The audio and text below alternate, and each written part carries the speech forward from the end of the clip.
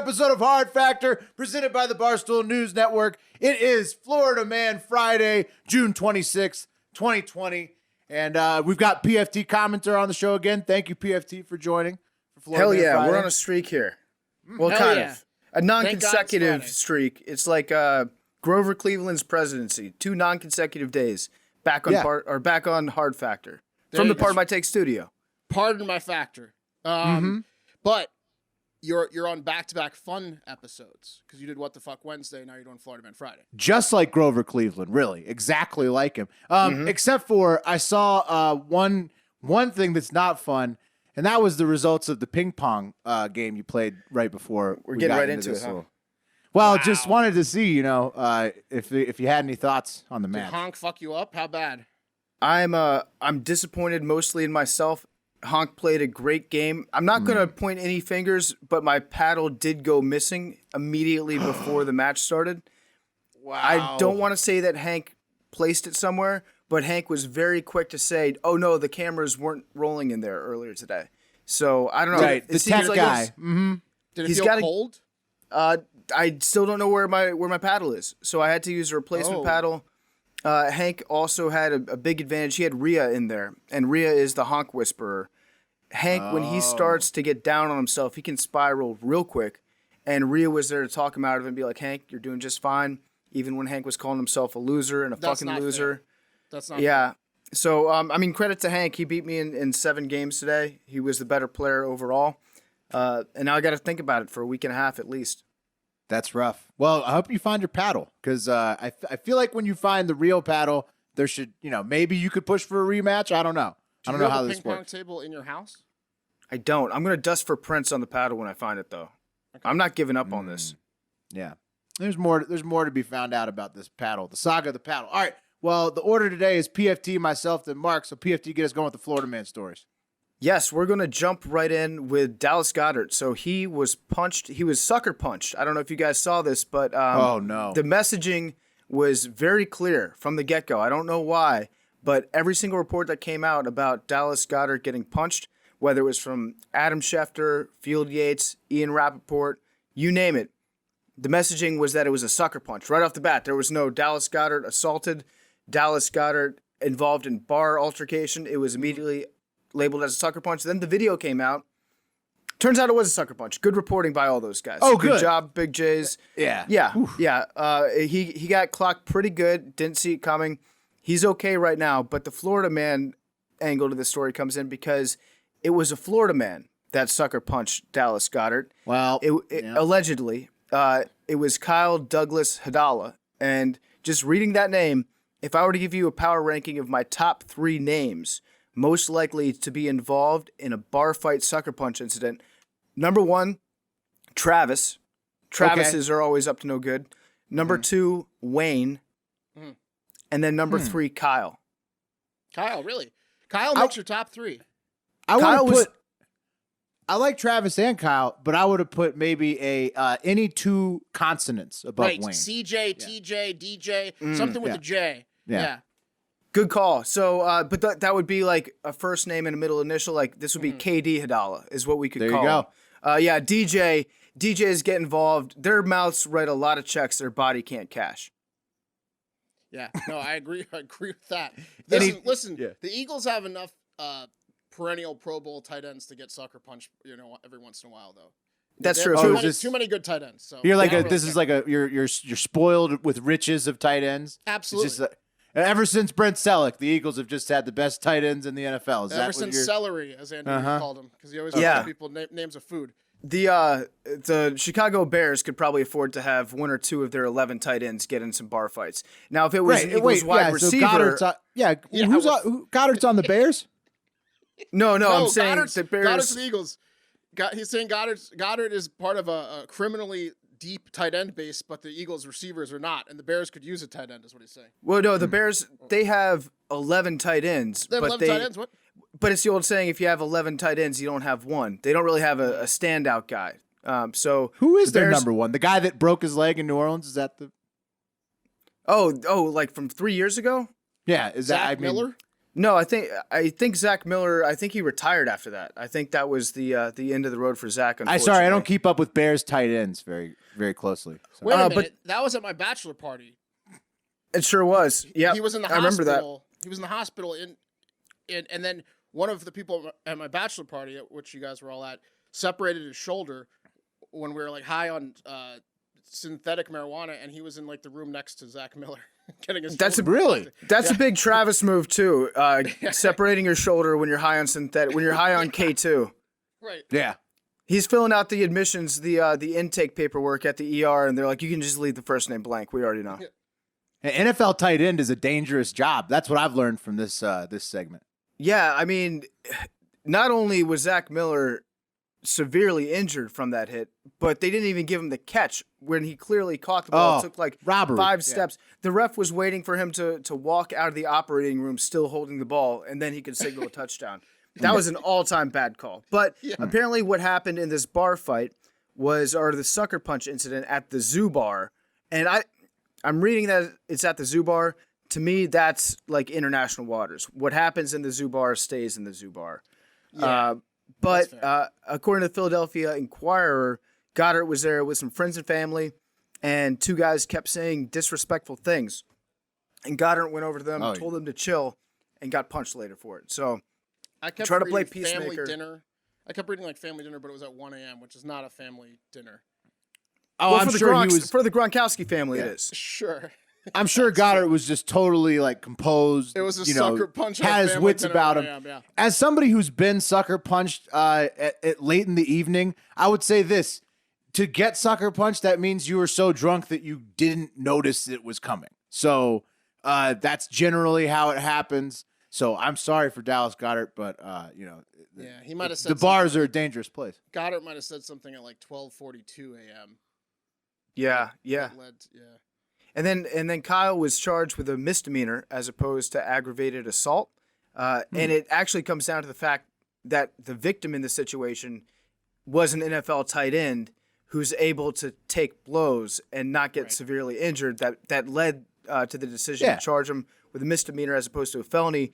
The district attorney even said if a person is fragile and a concussion could cause a stroke, that could be considered serious bodily injury. Do you think that's fair? No, I don't think so. I think so if it's like Fred Davis or if it was Jordan Reed that got hit in the head, then yes, that's like an electric chair, immediate. Not good, yeah. Judge, jury, and executioner flipped a switch on him. You're in trouble. But I like how the cops could just roll up and be like, "Look at the jaw on that guy. That's not bodily harm or whatever the charge is." Yeah, exactly. That is was it North Dakota? South Dakota. Yeah, that's South Dakota law. The constable shows up and he takes a look at your jawline. He's like, misdemeanor. I'd like to take a look at that guy's hand. It's probably mangled. It calls you a pussy. He's like, you should have been able to take that hit. Yeah, like if it's a really tough tight end like Jason Witten would have been charged with aggravated assault. Yeah, for hurting the guy's hand. Yeah, hitting the guy's hand with his jaw. That's right. Goedert's borderline. He proved he's right below Witten in the toughness. The law works different down in Florida. All right, let's move it over to a guy who thought he had committed the perfect crime, but it didn't turn out to be so perfect. So this one comes to us from Heart O Hive member Kyle. And that's not confused Kyle. It's a different Kyle. Okay. Many Kyles in the Heart O Hive. And it's about a Florida man who's been detained basically for trying to be too good of a guy, trying to be too good of a boyfriend to his alleged girlfriend. And it happened in New Smyrna Beach, Florida, just south of Daytona, where 22-year-old Robert Steinstra was apprehended at the municipal airport last Saturday after a concerned citizen flagged down the local cops that were outside of the municipal airport and reported that Robert had randomly hopped in the back of his truck and demanded a ride to the municipal airport for $1,000 cash. So this guy just hops in the back of the truck, has a duffel bag with him, says, "Take me to the airport, $1,000 cash." And that's no word if he paid the guy. But after he jumped out of the truck at the airport, that's when the truck driver flagged down the cops to say, "Hey, This crazy guy jumped in my truck, demanded a ride here to the airport, and he left his grinder, his scale, and his cell phone in the bed. Wait a minute. His cell phone? That's the worst part. That's pretty bad. I mean, If all this your guy paid him, identification. though, if this guy paid him $1,000, really, he shouldn't have narked on him. If he got a grinder, you don't need the cell phone. But if he gets free weed and a free weed device and $1,000 for a short ride, I don't think I'm flagging down the cops there. Plus, imagine the thrill of just having somebody get into the back of your truck and be like, "Take me to the airport. I need the Amscray out of town pronto." Like that. I would pay money for somebody to jump into the back of my car and demand that. That's as close as you get to feeling like you're in a movie. In fact, there should be an Uber, but the other way around, an Uber for drivers who are looking to help people go lay low for a while. There you go. Yeah, you could even elaborate in the story and be like, he smelled like gunpowder and gold and treasure. Yeah. Like you could just like he had blood on in between his nut in spots you wouldn't even imagine. It's like the Bill Murray movie, The Man Who Knew Too Little. Like you get paid to have a good time. I don't think he paid him the cash though. That's probably why he flagged down the cops. Is my guess. Is that this guy jumps out of his truck? He's like, I wanted 1,000 cash. Cops, come out. Anyways, that's why you can rate him 1 star on your app. He's a bad passenger. I didn't get in the goods. future. Exactly. In the future, good criminal, bad passenger. Robert would have to register for the app in the future. So intrigued by this discovery of the grinder, the cell phone in the truck bed, the cops searched the municipal airport for Robert, and it didn't take long to find him crouching on the wing of an airplane with his giant blue duffel bag in tow. And then by the time the officers got to the airplane, Robert was in the cockpit screaming at them, asking for directions on how to fly the plane. But then nobody answered him at all. And Why not? He jumped. He did the same thing he did to the truck driver, to the pilot. Yeah, to the cops who were trying to arrest him. And then he'd also asked an instructor, like they were like, there was some flight instructor who was just like on the tarmac. Teach me how to fly. Yeah, he like running to the plane. He was like, "How do you fly this thing?" Nobody. Will, tell me, we find out what he was running from. Yeah, we do. So anyhow, he jumped out of the plane's emergency door into the cops' waiting arms after they wouldn't tell him how to fly the plane. And so his duffel bag contained his ID, sunglasses, headphones, cigarillos, 2 lighters, a pocket knife, and a laptop, and of course the customary meth pipe as well, and then the pound of weed. The defendant stated that he purchased the aircraft for $20,000, is his story, cash, recently, not that day, but right before, and that he was going to fly the plane to California to meet his girlfriend. So he was flying the weed from Florida, where it's illegal, to California, where it's legal, to give it to his girlfriend because he's a legal medical marijuana distributor. So he was just trying to get to that ass and smoke weed with his girlfriend real quick. That's all. Oh. Yeah, I was wondering when the word meth was going to make an appearance in this story. And I'm glad that it finally did at the end there. He was just trying to take the weed back home. He was trying to get the weed out of a dangerous place. He didn't want some kids to find it. So he figured he'd take it back to California where it was safe and sound. He probably also he sounds like a good boyfriend, but the type of boyfriend that like forgets to check in a lot. So he probably was getting scolded for not checking in, and he was probably late, and she was like, "Hurry up!" So he was in a rush. He leaves his cell phone everywhere. Yeah, yeah. That's the biggest red flag of all. Is like that's the one thing that you always make sure. Like if you don't bring your pound of weed and your gun and your laptop with you, at least make sure that you've got your iPhone. That's right. Number one. I think what really happened here was he probably stole this weed from somebody and then thought to himself, like, this is the biggest treasure that I'll ever have in my life. What's my only one request? Pound of weed. I got to get on a plane. Yeah. He bit off more than he could chew. Yeah. Or maybe this is Carol Haskins' husband. He could have been running from her. Yeah. I think he'd be recognized and he would have a dog collar on himself as well, probably. She wouldn't let him. She wouldn't let him. A few tiger scratches on his legs. Yeah. All right, guys. You know how some hold up. You're still going. Hold up. This guy's still going. We got a little right. bit more. Robert's held in Volusia County Jail on charges of grand theft, possession of paraphernalia, trespassing in an operational area. That's a pretty cool charge. And then possession of cannabis, of course. Had Robert pulled it off though and made it safely to his girl in California, he would have wanted to capture that moment forever. Okay. I mean, I'm talking that would have been picture perfect. I see where you're heading with this. Yeah, and that's why in a perfect world, the perfect gift is the thing that does just that, capture the perfect moment forever. And that is paintyourlife.com. At paintyourlife.com, you can have an original painting by a world-class artist done by hand from a photo, any photo you send them. And it turns out it's actually quite affordable. At paintyourlife.com, you get a professional hand-painted portrait created from any photo at all. Choose from a team of world-class artists. You select them yourself, work with them until every detail of the painting is perfect. It's a user-friendly platform that lets you order a custom-made hand-painted portrait, and it takes less than 5 minutes to get the process started. It's a quick and easy process. Get a hand-painted portrait in about 3 weeks. That's pretty quick, if you ask me. Very quick. Like, it seems like a masterpiece should take longer than that, but they have super artists here at Paint Your Life. Send any picture you want, multiple pictures, whatever you need. It makes the perfect birthday or anniversary gift. These paintings are truly incredible. When it's done, it's going to blow you away. And more importantly, it's going to blow away the person you get it for. At paintyourlife.com, there's no risk. Hang on a minute. Have you giving someone the gift of a painting? Well, it's unprecedented. Yeah. It's ridiculous. Absolutely unprecedented, really. Yeah. Whatever you want, whatever you're going for with this, whether it's just to improve somebody's day or you have a little bit of an agenda. I mean, I don't know why you're giving the gift, but you're going to get what you're on what easy you're looking street for. For at least 2 years with the person you give the painting. Easily. At paintyourlife.com, there's no risk.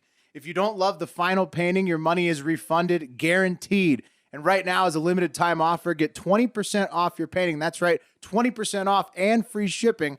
To get this special offer, text the word FACTOR to 64,000. That's FACTOR to 64,000. One more time, text FACTOR to 64000 and get your process started with paintyourlife.com.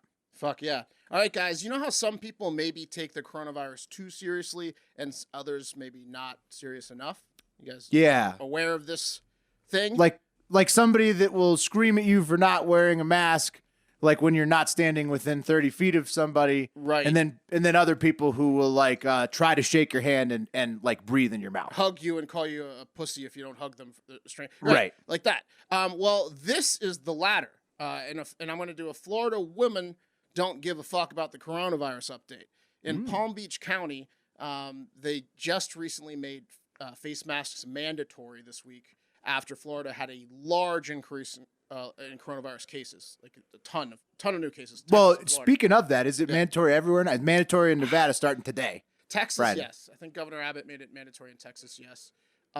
Florida, no, but in Palm Beach County, yes, which is the county that this incident went down in.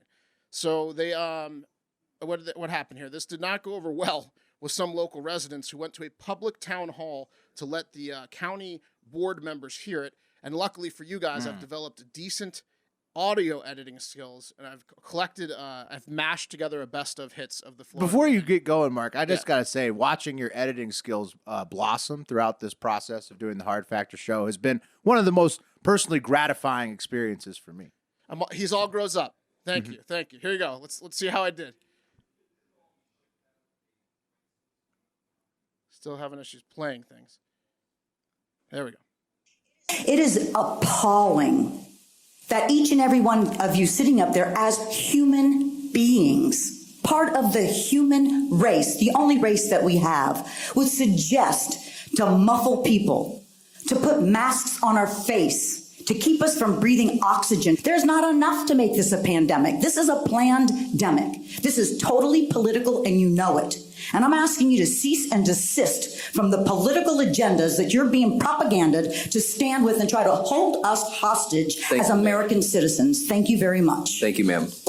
Knowing that mask is killing people. It literally is killing people. And every single one of you that are obeying the devil's laws are going to be arrested. And you, doctor, are going to be arrested for crimes against humanity. Every single one of you have a smirk behind that little mask. Oh, is it because you're part of them? Are you part of the deep state? Your time has expired. The deep state is going down. And if any of you are in the deep state, you're going down with it. At the end, I don't wear a mask for the same reason I don't wear underwear. Things gotta breathe.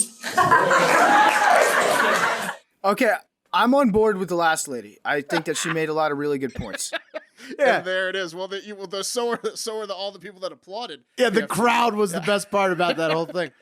How many YouTube links do you think got shared amongst the crowd of that town hall meeting? Just like passed around, just like people writing down in their Sinopads, like by hand, www.you.tv/xy. God.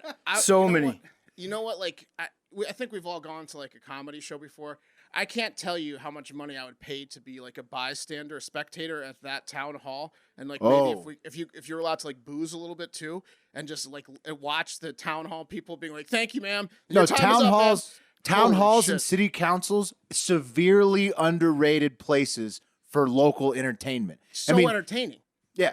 You're talking about stand-up spots. It's basically a daytime stand-up spot. Like there's It's this like open guy. mic. Yeah. Yeah, it is. There's this guy in Reno. His name is Sam Dene.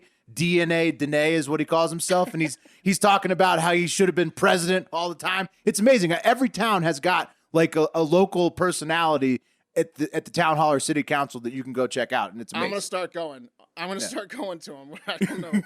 I don't think you can beat that town hall though. Florida, by the way, reported 5,000 new cases of coronavirus on Thursday and 5,100 on Wednesday. So maybe wear the masks. What do you think, PFT? How's the vibe in New York City compared to like a couple months ago?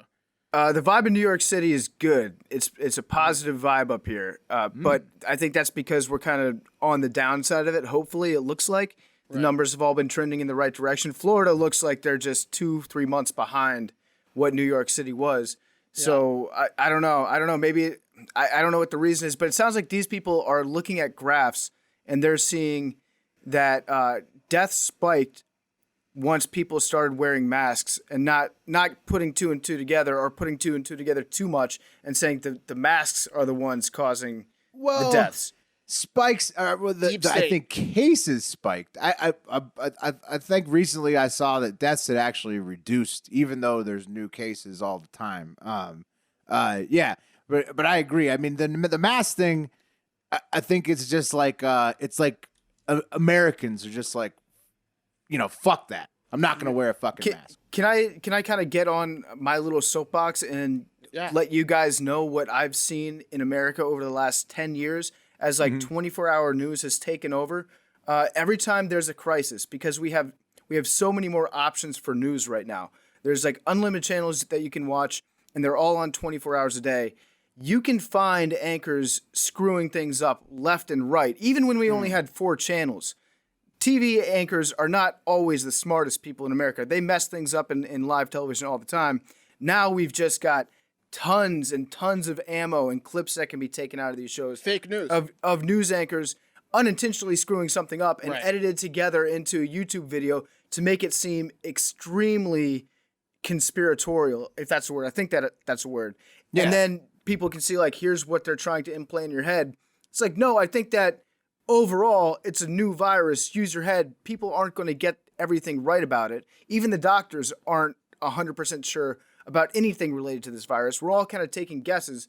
And when you have all of these like foul ups and like very small things that newscasters get wrong, you can make people think a lot of bad stuff if you're good enough at editing software. So my question to you, Mark, is when are we going to start putting together some of those compilations, start making some fucking money on YouTube off suckers that'll believe your conspiracies? Exactly. I think you could do a lot of that with our show, and we'll do that soon. I mean, you saw my work there with just the mashup of Palm Beach women. And what I would like to say is, while we're working on that project and taking the news with a grain of salt, I think that they should definitely have a 24-hour Florida women Palm Beach show, reading off their opinions. Because I would tune into that fucking thing all the time. It honestly, that town hall meeting sounded like something that was written for Pawnee, Indiana on Parks and Rec. Yeah, it was amazing. If I was bored, I would tune into that 7 days a week. I'd like to see Alex Jones lead a round table of the leading women in that community. And I feel like if you just got that together, shared those ideas across the table, reality TV you could get some finest, Will. At its finest. All right, guys, let's talk about making some money betting on the news, though, because we can laugh at the news, we can tolerate the news, but it's best to profit on the news. You like that? That one's on the house predicted as a little tagline. So if you want something else on the house, like a free $20, go ahead and sign up using our special promo URL of www.predicted.org/promo/hardfactor20. Go there, create an account, deposit at least $20 before signing out. Voila, free 20 to bet on, no strings attached. Predict it's totally legal in all 50 states. Today, the market I advise to get in on is, will Trump grant clemency to Michael Flynn in his first term? It's at 15 cents for yes, 85 cents for no. And after consulting with our lawyer interns and Googling clemency can only be granted for someone that's convicted of a crime. Yeah. And the rules on this predicted market state that Flynn needs to appear on the official list of presidential pardons for this to resolve yes, and charges were dropped against Flynn. So it's a no for sure. Correct. It would have to be a new charge, it looks like, which one of the prosecutors was potentially going to do a trial on July 16th where he might have gone for contempt, but even that's been canceled. So it'd have to be a brand new hearing to give him a 15 new charge. cents. That's 15 cents and back. then Trump would have to pardon that new charge that doesn't exist right now, all in the next 4 months. So I would say bet no for 85 cents to get to $1. What do you think, PFT? I would go no. Yeah. Will? Sounds like a slam dunk. I mean, we were questioning this one yesterday, I think, and then that we ended up being correct. The charges were dropped, basically. Yep. Got to the bottom of it. So if you want to make 15 cents on the dollar there, go to www.predictit.org/promo/hard factor20. Boom. All right, PFT, bring us to the last round. Bring us through. Yeah, we got a heist coming to you from Florida. And if you thought that it was going to be anything but somebody stealing Magnum bottles of wine, you are sorely incorrect. There is a thief on the loose in Naples, Florida, and his preferred destination to strike is Tony's Off Third. It's a wine shop in Naples, Florida, and there's a guy there who has been stealing bottles of wine by shoving them down their pants, and it is utterly exasperating to the owners. They don't know what to do. They don't know how to stop this guy. He's a master criminal. They said it's the perfect crime. We don't know how he does it. He's obviously got a method. The methodology points to it being the same person, but he's struck several times, and he's putting, not only is he just stealing wine from this liquor store by putting it on his person, but he's going for the biggest bottles too. So if it were you or me, I think logic would dictate that we would look to the Franzia, unpackage it, strap the bag to ourselves, and walk out looking like we gained 50 pounds while we're in the store. We've got 7 boxes of Sunset That's Flush. efficiency, because that's 5 bottles a bag right there. Does this guy just exude enormous dick energy where they think he's got a Magnum-sized load in his pants, so he's not stealing anything? I don't understand. Is he wearing parachute pants? Well, this is a popular theft method in Florida that's been covered multiple times. I feel like there's a duct tape at the ankles Where does the situation Magnum going on. go? I don't know, but it sounds like it might be an inside job because they had 2 Naples police detectives conduct a stakeout at Tony's. So basically, 2 detectives just hung out inside a liquor store all day, and they looked for this guy. He didn't show up, but he had moved along to a different wine store. Somebody tipped him off, and he stole $800 worth of wine from the Total Wine and More in Estero. Oh, well, Total Wine's a huge chain. They have cameras and shit. You got to be careful. He's getting greedy. He's going for the vault. So he's going to slip up eventually. So you're saying this man is still on the lam? Yes, he's still on the lam right now. They don't know his name, but he is he's a serial thief. But he is going to slip up. He's getting cocky. He's going to wear shorts one day. Did you catch any of his work on film? Did you see any of it? No, I just saw a still taken. He is wearing a mask, which, I mean, the mask situation it's got to make for a field day for these types of thieves, right? Like this, if you wear a hat, sunglasses, and a mask into a store, used to be they'd throw you out immediately. Now you can blend right in. Everyone's now you're a suspect. a good Samaritan, right? It's a criminal's wet dream out there. But I read one of the things he stole was not three Magnums, but 3 bottles at the same time down his pants. Like, he's like, all right, have a good day. Clink, clink, clink, clink. Like, how are they not catching this guy? Yeah. So I don't get it. I don't understand how this variety of theft is so popular in Florida and so hard to diagnose. It seems like there's a lot of these guys get away with it. Yeah, and then if you go to the Southwest Florida Crime Stoppers Facebook page, which I need to immediately subscribe to, it looks like the manager said, I have to give him credit. This was a pretty ingenious way of stealing wine. They hadn't thought of the old slip it down your pants routine. So that he's breaking new ground. Wow, that was the innovative approach that he did. The same way every kid has stolen every piece of candy for the We have a the rule history. at this wine store is we don't look at people's genitals. Good for them. Yeah. Good for them. But I think maybe you can start scoping out your customers. If you're wearing long pants in a wine store in South Florida this time of year, I think that makes you a suspect. Good point. Cargos, sweatpants in the summer. Yeah, just keep an eye out. All right, let's move it on. This one, fellas, gets a little saucy. It's about a Florida woman in Odessa who is demanding a paternity test for her goats, or she wants her money back. No questions asked. All right, Chris. You want to run that one back? Look, she's got goats. She's got baby goats, and she's not happy with the result with their pedigree. All right, she didn't breed the goats.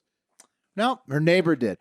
Chris Hedstrom filed the lawsuit. She is the goat owner against her neighbor Heather Daner, and it seeks a DNA test for the goats that she purchased. Hedstrom paid Daner $900 for 5 Nigerian dwarf goats in December. The names of the baby goats are Bella, Gigi, Rosie, Zelda, and Margot, as in like Margot, but goat. You get it? They sound adorable. You have to go, Dwarf if you're going to name one of them Margot, you have to make other goat-related puns for the rest of them. How do you think the rest feel? Margot is clearly the favorite. Yeah, that's fucked up. You should have named at least one of them like Trash Eater or something like that to like compete with Margot. Ramdy. Not even the right species. Yeah. Chris tried to register her kids, I think that's the name of baby goats, with the American Dairy... That's very confusing. Kids? Yeah. Yeah. I know. It's like, why do you name it the same as humans? Well, that's why I'm confused too, because the paternity test thing. I don't understand why she's getting a paternity test. Goats are a lot like people. That's what they're saying. But this is how I'm about to explain it. Chris, that's the buyer, Hedstrom. She tried to register the kids, the baby goats, with the American Dairy Goat Association, ADGA, a group that records goat pedigrees, of course. And registered goats have a much higher value than unregistered goats. I mean, obviously. So we've got a problem. Hedstrom can't register her goats because the ADGA is saying, like, look, your neighbor, the Daners, their farm that sells goats, Baxter Lane Farms, even though they've been selling goats for 10 years, they're not registered anymore with the ADGA. So fuck off with your baby goats. They're not registered. They're not full registered ADGA goats. Okay, for a second, when you were getting into the meat of the story, I thought that the implication was that the Mainers went out back and jacked off one of their bad goats instead of one of their good goats into like a little vial, and then brought that over. And I was going to say that doesn't make any sense. If you're going to be jacking off a goat, it might as well be a registered goat, right? You don't want to get near the mangy ones. But it sounds like the update here is that the goats were delivered to the neighbor already as kids. Oh, yeah. I could picture it as like, yo, you want these prize-winning goats? This champion goat. And he's got like a fake sash saying like champion, but he's just like the worst goat of all time. You guys are onto something. That's why it is the paternity test that's being requested, because there is some question about the father. And perhaps the Baxter Lane farm has one goat that could be considered to be a proper sire for the ADGA, but we don't know the very, very details of the case. Hopefully we find him out soon. Daner, the proprietor at Baxter Lane Farms who sold the goats, offered to refund the money in exchange for the baby goats, as in to cancel out the sale. And that the buyer says, no, I want to take this to court. And Hedstrom, like I said, does not accept that offer and has called the police on her neighbor multiple times. Yep, just for 3 months straight, and has allegedly trespassed on the farm of the sellers and is just basically terrorizing them. So it's trouble in Odessa, Florida, to say the least, fellas. Yeah, sounds like it. It is the perfect crime, though, because I bet you could pass off a non-pedigree goat 99 times out of 100 and never have anybody say a word about it. So I guess they ran into the wrong customer. That goat, he's a fine goat. He's like got a cross-eyed. He's slow. Well, it's like It's like the puppy sales, right? Like if you sell puppies, like a lot of people are like, oh, you could register with AKC. That's like the dog version of this ADGA. And I'd say half the time probably they're just hoping you don't try to register. That's what I was about to ask. What percentage of goat buys go wrong? Or go awry? I would say probably a very high percentage, larger than you might think. I think so too. If you're in the goat dealing industry, you've seen some shit go down once or twice. I like that they ran into the agricultural Karen, who's like, let me talk to your manger. Yep. Yeah. That's what this is. It's a Karen on the loose, a Karen with kids. She should have known better trying to buy goats like it would go well. All right, guys, let's end it with some voicemails and 5-star reviews. First up, Wex is back with a Florida man field report. So listen up. Hey, Hard Factor boys and Hardo Hive Hardos. This is Wex from Indiana, and I'm back with a Florida Man Friday special edition of This Week in Dumb Criminal History. Not all of us can be an IndyCar or a NASCAR driver, but this week in 2013, one 19-year-old in Pensacola, Florida, had some real struggles behind the wheel of a car. During an attempted carjacking, Antorin Bell, who goes by the name Chief Keef because that's his favorite rapper, held a woman at gunpoint and demanded that she get out of her car. The car was found roughly a mile away from the scene, though, because unlike good race car drivers and anyone over the age of 40, Bell was not able to drive a manual transmission on the car. In other words, he pulled up with the stick, but he couldn't pull away because it was a stick shift. Question for the boys: can any of you drive manual, and which one of you is the best? Well, I'm Wex from Indiana, and that was a Florida Man Friday special edition of This Week in Dumb Criminal History. And remember, please don't be as stupid as these criminals. There you go. Wow. Thanks, Wex, for the report. Can you guys drive stick shift? I can drive it, but I'll definitely stall out within probably less than a mile. Yeah, same here. It's a no for me too. I learned how to drive on a stick shift. PFT, you probably learned how to drive in the same model car, probably. The old Toyota station wagons, but yeah.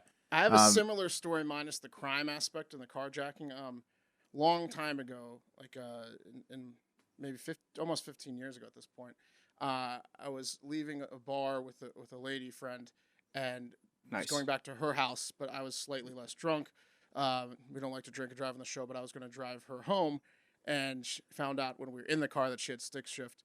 And I was like, well, I'm not going to like not sleep with her. So I had her drunk ass drive me. Because I couldn't drive stick.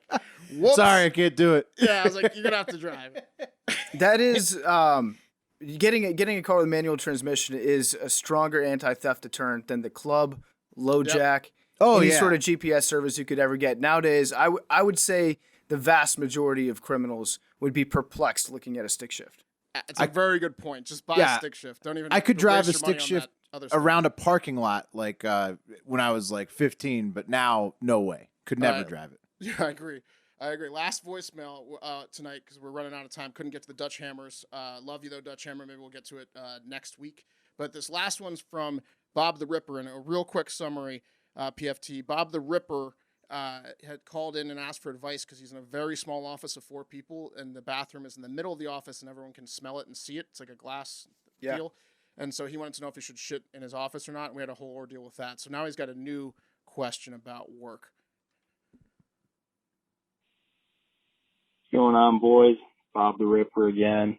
I figured since you guys were so much help with my last workplace dilemma, I'd throw another one at you. So this time, my coworker invited me over to his house for the 4th because I made the mistake of telling him that I didn't have plans, which is cool. Like, it's really nice of him to do. But the thing is he has 18 arrests. He's only 5 years older than me. He's got 3 kids. Now, I'm 24, and as you guys know, I started this job like a month ago. And he's a nice enough guy, and he's a fucking incredible salesman. But I just don't know how I feel about going to his house in South Michigan with my girlfriend for the 4th when, you know, he's got quite a record. And I don't even know what they're for. Like, it was kind of a situation where my boss, like, had to tell me And when I asked him what they were for, he just didn't answer. So, yeah. Let me know what you guys think, and keep on doing what you're doing. All right. Thanks. Bye. Okay, well, first of all, he's absolutely getting arrested again this weekend. It's the 4th of July. That is the one time a year when if you've got 18 arrests on your rap sheet and you've been trying to play it straight for a while, tack another one on. A long weekend like that, it's going to lead to nothing but trouble. But before he gets arrested, you'll probably have a great time. That's true. 14 of the 18 arrests have definitely come on the 4th weekends. Yeah, it's a great point. Bob the Ripper has a very small office of 4 or 5 people, but what an interesting office. I would say with Bob, I agree with PFT. You're going to have a good time. What you should do here is you need to use your Googling resources to figure out what these charges are, because I'm sure there's somewhere where you can locate those Good records. point. And then after that, just go and bear witness to whatever happens this 4th of July. It's going to be more fun than sticking at home or whatever, social distanced watching fireworks. Are you telling me that that's going to be more fun than going over to this guy's house? And No. And great points from both of you. I also think that you're going to find out from the horse's mouth what the 18 charges are after a few drinks at his house. For so sure. If you really want to know, go ahead. And go on over. If you're still a little bit afraid of what might happen, just go into your boss's office and say, hey, I've been invited to go over for the 4th with this guy. You don't have to say anything about his past, but do you think that's a good idea? Yeah. Good. Then it's on the record. Yeah. Good points. Can't beat that advice, Bob the Ripper. All right, let's end it with some 5-star reviews. Remember, if you leave a 5-star review on Apple Podcasts, we will read it on the air. Anchorman teleprompter style. Go fuck yourself, San Diego style. Has to be 5 stars, though, for us to read it. Here we go. From French Fry 2595, it says, top tier. Listen to this every day before work, and it's lit. Thanks, French Fry. From Karen and Kaysen, it says, spotted, the rare female listener. Oh, okay. Good. She says, hello, gentlemen. I am of the rare demographic, listener profile being a 40-plus female in Georgia, and I am a huge fan. I grew up listening to a radio station in Orlando, Florida, where 90% of the shows were dudes like you talking about related and unrelated news topics. I love your spin on the themes of the daily show. I am putting, and I have to find the rest of this. Sorry. Hang on. Long one. I while you're looking, first of all, I'm very excited about being compared to an Orlando, Florida morning DJ. That's the best compliment I think I've ever been paid. So hang on. That's a major market. Yeah, I mean, here we go. Orlando, it's got one of the biggest international airports where it's cheap flights for Europeans. So Orlando is a good place to go if you want to hook up with a European who's on vacation. In the Chili's, in the escalator up to the Chili's. Also, I feel like Orlando morning shows would be mostly just the weather because it's just people in their cars trying to figure out if it's nice enough to go to Disneyland. If you're going to go to the beach or Disney World later. Yeah. But it is really true about the European things. There's 2 places to go. It's New York and Orlando for the whole country. All right, here goes. She goes, I love your spin on the themes of the Daily Show. I am putting in the work and watching your YouTube to see the boys behind the mics. Thanks for the giggles. No, thank you, Karen and Kaysen. And lastly, great daily dose of the news is the title from the BK Burger. This podcast is great because it brings a bit of humor to the news. It's not a long podcast, but gives great insight to both the serious and funny stories. And now I'm going to put PFT on the spot because this one didn't really particularly say that he wants it to be longer. He just mentions that it's not a long podcast. But timing discussion. It is a point of contention on the show between some of the hosts and some of the listeners, whether the show should be, as long as up to 45 minutes to an hour or should stick to 30 minutes. What say you, PFT? I think that the show is good for people that have shorter commutes. There aren't a lot of options for folks if their commute is, 10 to 30 minutes long. They might have to divvy up one of their podcasts, listen to some of it at the start, some of it at the end. I can't think of another daily news show out there that is designed to be short, impactful, and get everything that you need to know in the morning. There's none. Honestly. Zero. Yeah. So, listeners out there that want us to do longer shows, you heard it from our boss's mouth who hired us to do a short show.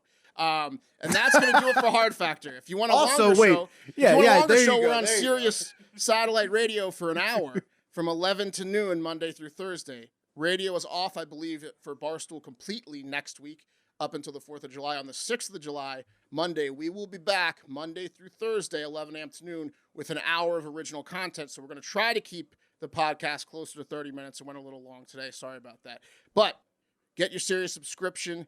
And then, we're also on Barstool Breakfast for most of it tomorrow. Or Gentleman's today. Friday. Today, 9 a.m. to 11 a.m. So check that out. So you have Florida Man Friday, then you have Gentleman's Friday. Oof. It's just what a Friday. Yes. And check out the YouTube. Leave us a 5-star review. PFT, thank you for joining us. Thank you for having me, guys. Anytime. Also, PMT. What's on PMT tomorrow? What do we got? Today, on Part of My Take, we've got Jay Cutler discussing the ongoing mystery of what is happening to his chickens. There have been chicken murders going on in the backyard of the Cutler estate. And we have Eric Andre talking about his new stand-up special on Netflix and his TV show on Cartoon Network, which you might have seen or at least seen the GIFs from. So tune into those tomorrow. It is a great episode of Part of My Take. After you're done listening to The Hard Factor, listen to Part of My Take. Two huge guests, Eric Andre. How's Cutler doing? much Is he content. doing okay with the whole, Looks great. Looks great? Okay, good. Good for him. All right, well, that's going to Maybe do it was for us. Kristen that was killing his chickens. That's maybe she's the angry one. Yeah. Who Plot knows? twist. I'm going to have to put together a serial podcast to really dive in deep on the mystery of the slaughtered chickens. We need to know what's going on. Keep in touch with Cutler. Find out. Hey, everyone, have a great fucking day and weekend.